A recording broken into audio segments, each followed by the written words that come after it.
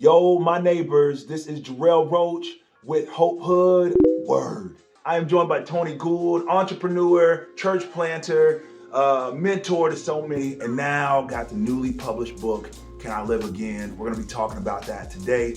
This is Hopehood, where it's about building hope with your neighbors. And my neighbors are my hood. Well, so what's hope? Hope is about getting better. And how do you get better? You do less of the things you regret and more of those things that bring you success. And what is success? Success is being who you say you're going to be. And that right there is all the difference.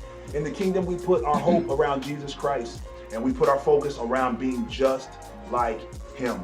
I share it the way I share it because in multiple spaces, some people just don't get that. But I want to welcome them deeper into my hood.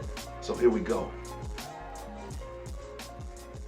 Tony, it is a blessing to be with you today. Congratulations on your book release. I want to jump right in this and hear from you. But before we do, I want to tell y'all, this man means so much to so many of us. And I met him probably a little over 10 years ago.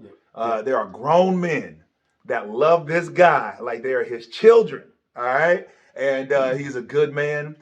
He's reached out to me on several occasions just to check in on me. We pause in church, he checks in on me, and then his encouragement, his prayer over me, all that good stuff. Like, we need that as men. If you understand what I'm saying, say yeah.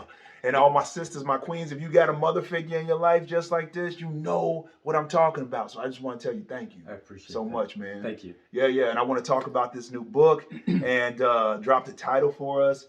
Talk about your inspiration around it. Yeah. So thank you for letting me share my heart and my dream with you. Yeah, man. The name of the book is Can I Live Again? Yeah. And it's really a testimony of life and the different things that we face in life. And it's not an autobiography, and I always tell people it's not that, but what it is, it's a journey of trauma, pain, but also victorious path that was written. Yeah. God has been so faithful in reference to my life. Yeah.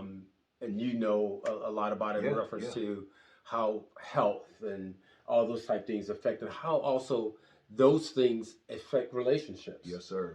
Yes, sir. It talks about some abuse that I had when I was younger, and then as an adult as well. And it talks about how those things, life affects relationships. Yeah. But also in the latter part of the book, it talks about the transformation that happens with that.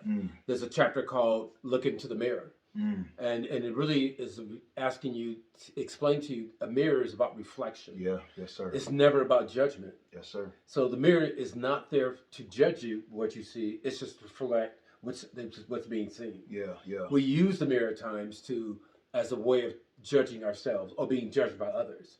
And this really book digs deeper into that and saying, you know, what you see is only what you see for that moment.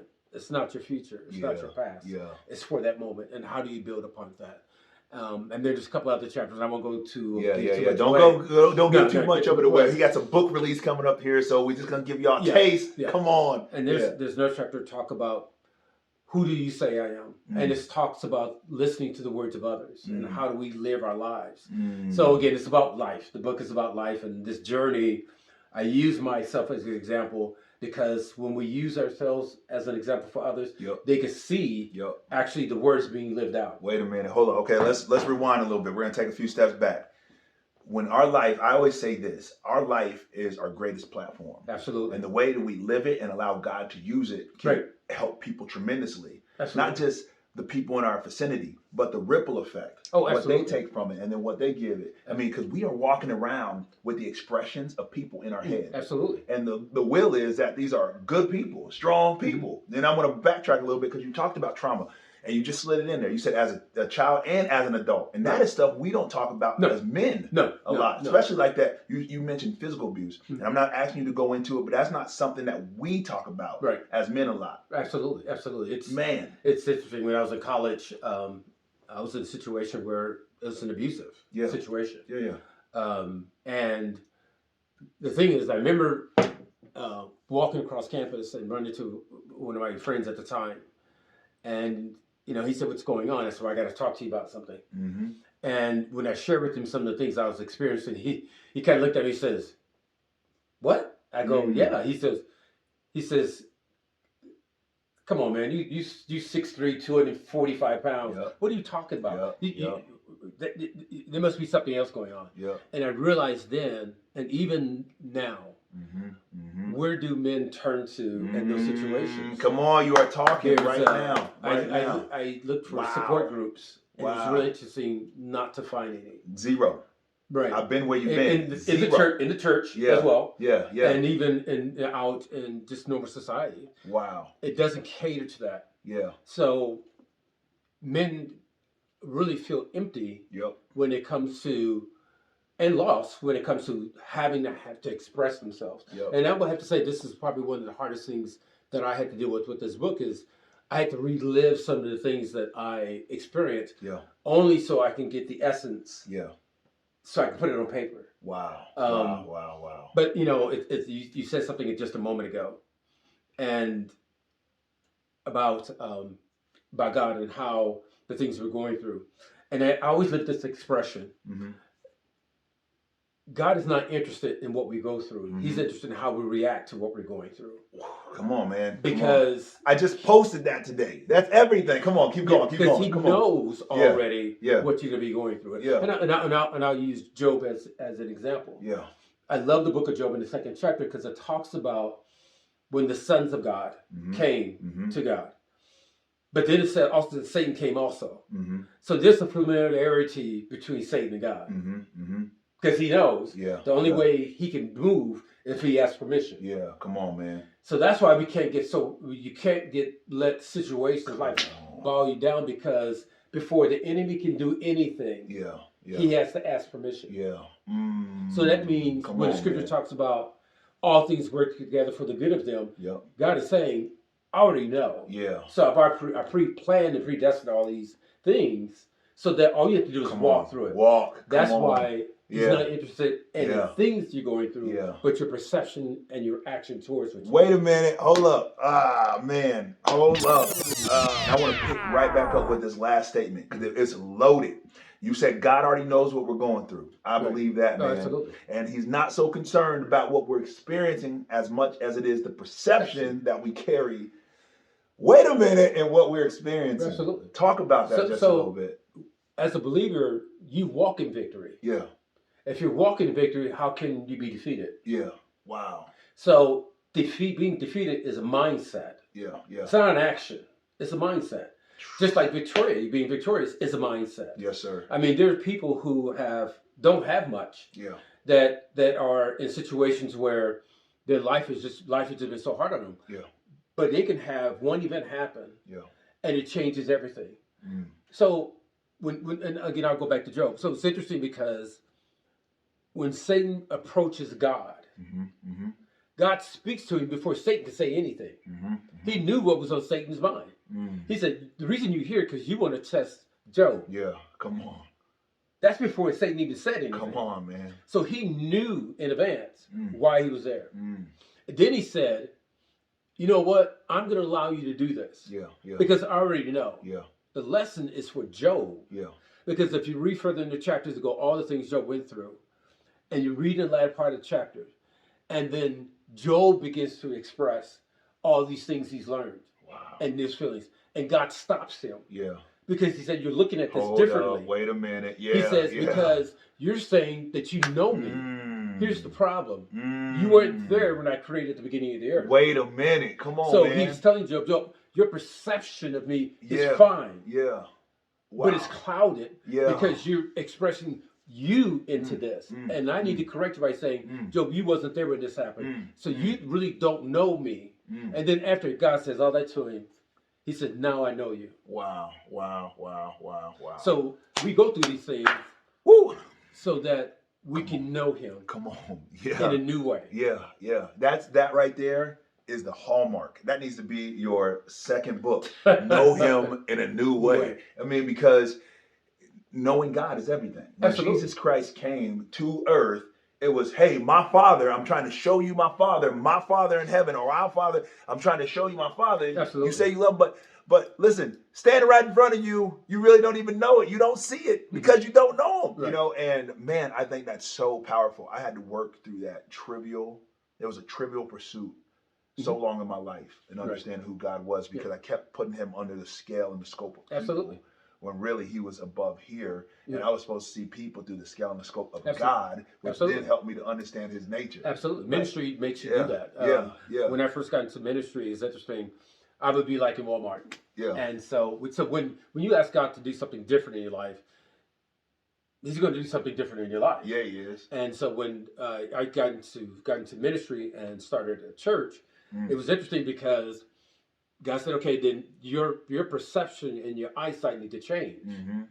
I didn't know exactly what that meant. But then I will be like in Walmart and I'll be going shopping. Yeah. And he would say, tell me what you see. Yeah. And I'm confused. How many of you know God speaks just like this? Go ahead, keep going. Come on. Come on, keep going. Come on. And I'm going, I don't understand what you say. He said, tell me what you see. Yeah. And in my head, I'm because I don't want to see like the crazy guy in Walmart. And I said, well, God, I see all these people. He says, no, that's not what you see. He said, what you're looking at are my children. Wow. It doesn't matter what they look like. Yeah. And you want to, and as the father, I want to save my children from any harm. The only way that's going to do that is if you speak and see them as I see them. Hear me. Come on.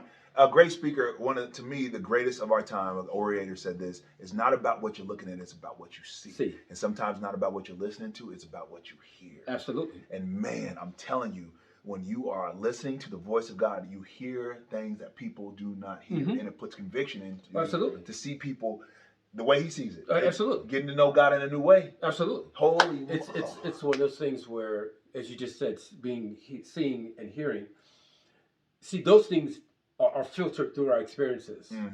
So I know there's a camera in front of us. And based off my experiences, I'm trying to determine how good that camera works. Yeah, come on. Because I've seen it not work on me before. Sure. So perception is a filter. We filter everything through. That's the problem. Yeah. Because we're filtered through experiences instead of filtering how God sees things. Help me. So with we start making perceptions of things. Yeah. And that's what God was trying to get through to Job. Wow. Job, you're right. You experienced these things. You stood fast. You did everything I want you to do. Yeah. But you still didn't see what I want you to see. So I'm going to tell you who I am. Wow. And I think it's like in the 6th, 7th chapter, 6th, 8th chapter, God speaks and tells Job all these things that he's done. That's it. And Job says at the end, now I know who you are. Yeah. Wow. Because Job realized the perception and the eyesight I was using was filtered through the things I lost. Man, do you think that... And not the things that I gained. Do you think that pain enhances your perception? Pain does. Wow. Pain is the tool that allows you to see things differently. Yeah. Because my book is written, and people say, as you know, on Facebook, I do devotionals. I always send something on a daily basis. That's how I utilize Instagram and Facebook. Thank you for utilizing it. Yeah, so you can follow me on Facebook and Instagram. And all that's built out of pain. Yeah.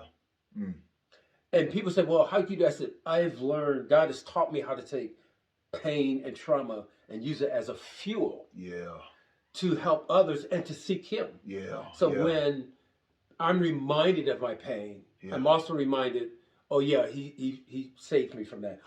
He restored me from that. Yeah. I don't have to carry the shame of that anymore.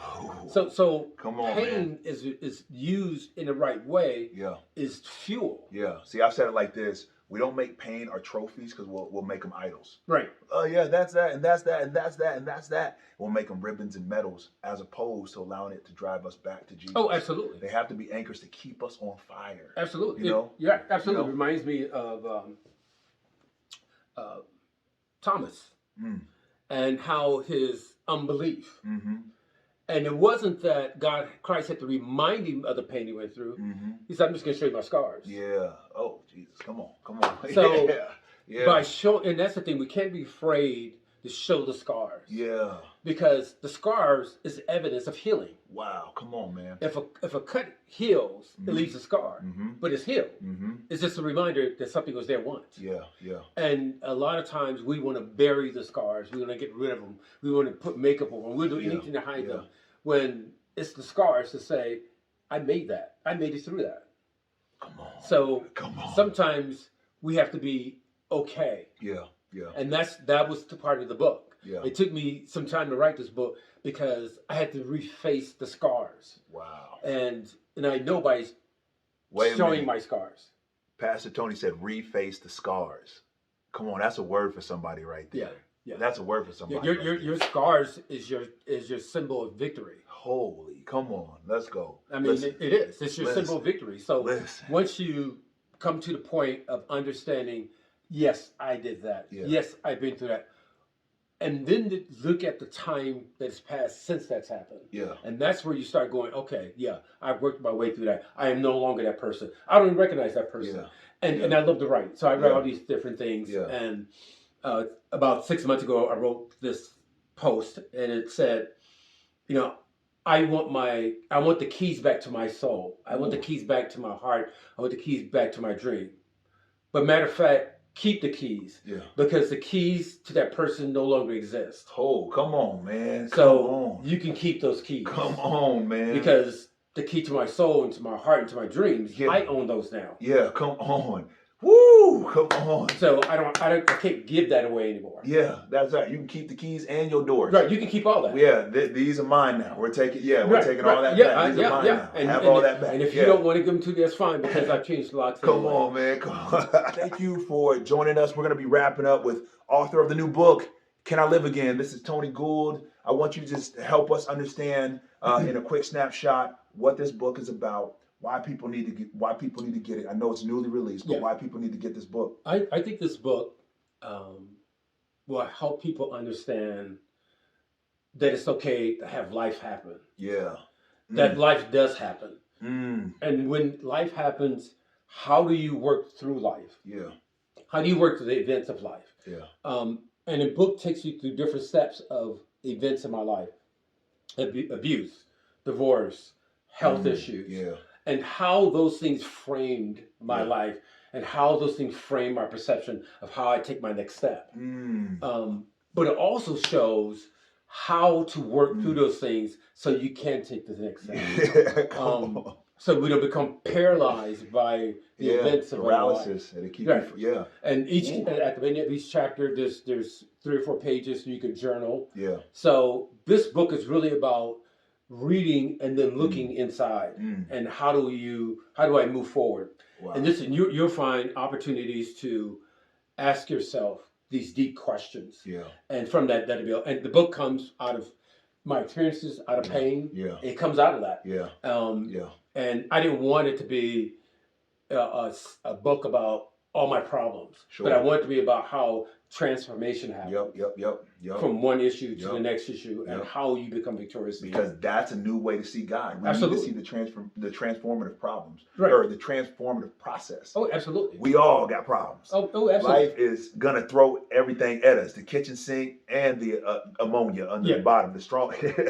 Yeah. So, and if you like the Dollar Tree, whatever the Dollar Tree version is, it's gonna throw everything at you. But the fact of the matter is, how we see God and how we see our life in God is how we will take our next step.